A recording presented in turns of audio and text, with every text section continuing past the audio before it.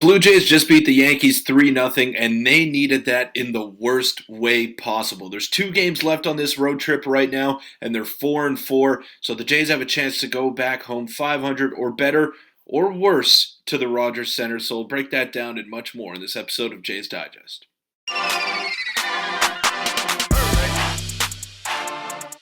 What's up, Jays fans? I'm your host, Peter Vryonis, alongside a host, Nick Gosse. Now, the offense continues to struggle, but today was a pitching masterclass for the Blue Jays. And before we get into the video, I want to give a shout out to Nick for holding it down these past couple of days.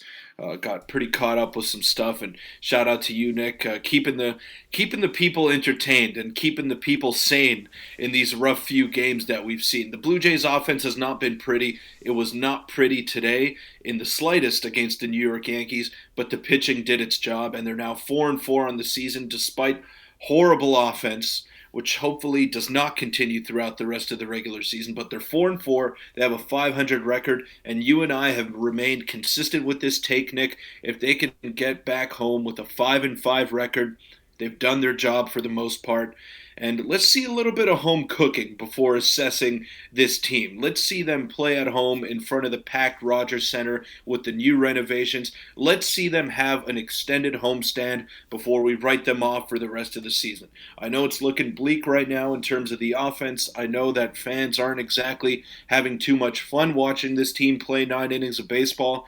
But let's wait till they get home. Let's wait and see what they do over there before putting a full assessment out on the team. But Nick, huge win today. Huge shout out to Trevor Richards and the rest of the bullpen, as well as Yusei Kikuchi. They needed this one badly, and they got it. I mean, the Jays' offense has been historically bad so far to start the season, and we made it to 500. So before we get into it, a quick reminder, hit the subscribe button if you haven't already. We produce daily content. But yeah, I mean, let's just get into it. There's a few things to talk about. The pitching is going to be the big focus. But before we get into the pitching, we got to touch on the offense a little bit, which, I mean, George Springer had a pretty good game. No one else, aside from Alejandro Kirk and Ernie Clement, really did a whole lot out there. A huge shout out to Kirk. He's been struggling a lot. He hit some singles. He obviously had the messed up with runners in scoring position that one at bat. But Peter, I'm just going to show you the highlight now. Ernie Clement, he pinch hit. Great job by John Schneider in the 7th, getting him up there.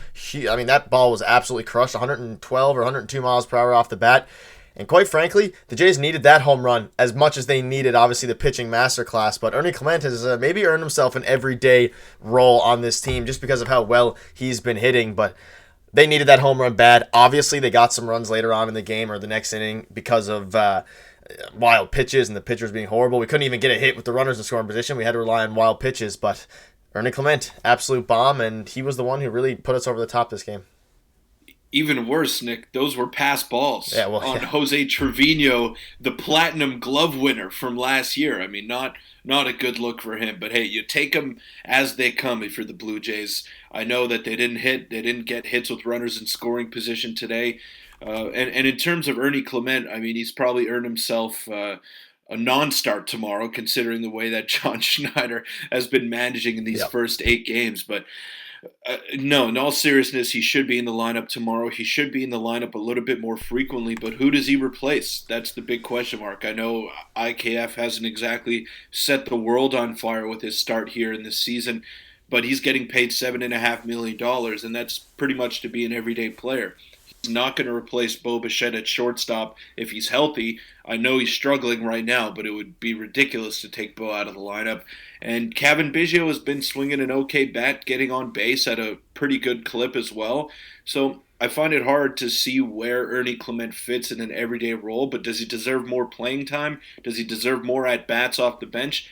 Absolutely, because he injects some life into this team. The team was lifeless for the better part of 6 innings offensively. Then Ernie Clement comes off the bench.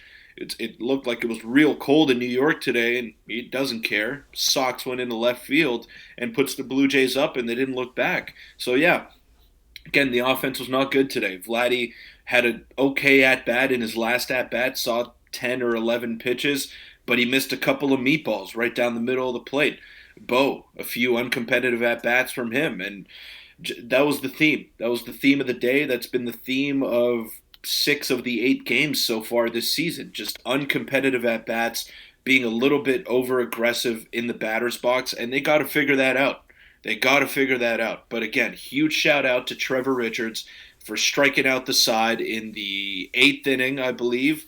And that was just a masterclass. He struck out Juan Soto on a 3-2 changeup. Just a great performance out of him. Great out of every arm that pitched in today's game. And Yusei Kikuchi, we got to give him a lot of credit too, because it wasn't his most efficient outing. He had to throw a lot of pitches, but he gutted out 5 innings for this Blue Jays team. Full credit to him and the rest of the pitching staff. Yeah, you're looking at the box score here. They gave up no runs the entire game against the Yankees offense that was pretty hot. Obviously, the Yankees were 6-1. They're now 6-2, and an AL East rival. This is another game the Jays won against a division rival, which is something we didn't see very much last year. But Kikuchi looked dominant. I mean, he's going up a lineup against Juan Soto, against Gleyber Torres, Aaron Judge, all these guys. Even Anthony Volpe is having an unbelievable start to his season. Jimmy Garcia absolutely blew away Aaron Judge with a fastball. He looks very good. And then Genesis Cabrera, like every single person did his job. Even Chad Green did his thing against his old team in the Yankees. I don't know, the offense obviously the offense doesn't look great, but Peter, the pitching so far throughout the season in general, obviously there's been a couple of games with high runs, but the starters, Barrios, Kikuchi, most of them have looked, even Gausman definitely, have looked very, very solid. And this is a good bounce back game for Kikuchi, because his first start, it wasn't awful, but it wasn't what Kikuchi holds himself to standards wise. Right. Right, and also, like, the Jays have done a good job at keeping these high-leverage arms fresh as well, considering that they don't have Eric Swanson and Jordan Romano to start the season. But, Nick, I want to ask you this. Chad Green, when all those arms come back and are ready to go, where does he fit in for you? Is he the 6th inning guy? Is he the 7th inning guy in this bullpen? Where do you see Chad Green? Because obviously he hasn't looked great, and he missed the large portion of last season due to injuries. So where do you see him fitting in when Jimmy Garcia, Trevor Richards, Eric Swanson, and Jordan Romano are all healthy? Maybe either the 6th or the 7th inning. I mean, we saw John Schneider bring Jimmy Garcia in against the heart of the order earlier in today's game. We've seen that before, and he's closed a couple games. I'd say probably 6th, and then if he's pitching better than Jimmy, you can make an argument for 7. But Chad Green, when he is as good as he can be, I mean, he could be a closer for a lot of teams. And obviously our bullpen is unbelievable when those two come back. So I guess just play it by ear. I'm assuming you would say the same, 7th, 6th inning, but he has the stuff. Yeah, I'd have him around there. He does have the stuff, but I've really liked Jimmy Garcia in this early portion of the season. I think he's been really good, but he has the tendency to blow up every now and then as well. Genesis Cabrera obviously has struggled, but he's been put into some tough spots and blowout losses and whatnot. So I think the Blue Jays have the arsenal of pitchers to be very good again this year in terms of bullpen and even the starting rotation as well. I think their rotation is good, but the big question heading into the season was the offense. The big question 8 games into the season is the offense. How are they going to adjust? How are they going to scratch a couple of runs together every game and give this pitching staff a chance to put a W on the board? That's the concern for me. And even today, even though they got the win, the offense was not good. Saw Justin Turner line out with men on 2nd and 3rd in the 1st inning. Like, they've had their chances. Alejandro Kirk chasing a 3-2 pitch, even though he had a great day in his most important at-bat of the day. He's popping up in foul territory because he's swinging at a bad pitch and not passing the baton to the next guy. I think it's a trust factor in this lineup.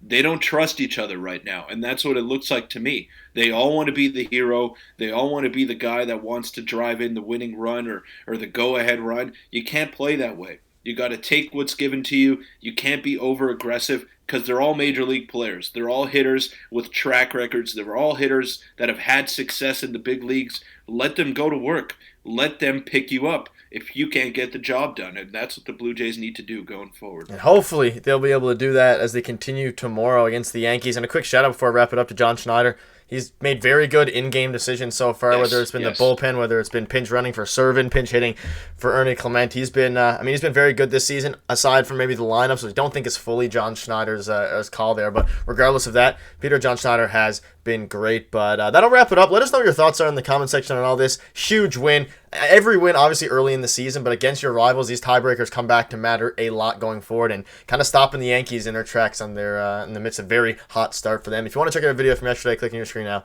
we'll see you tomorrow.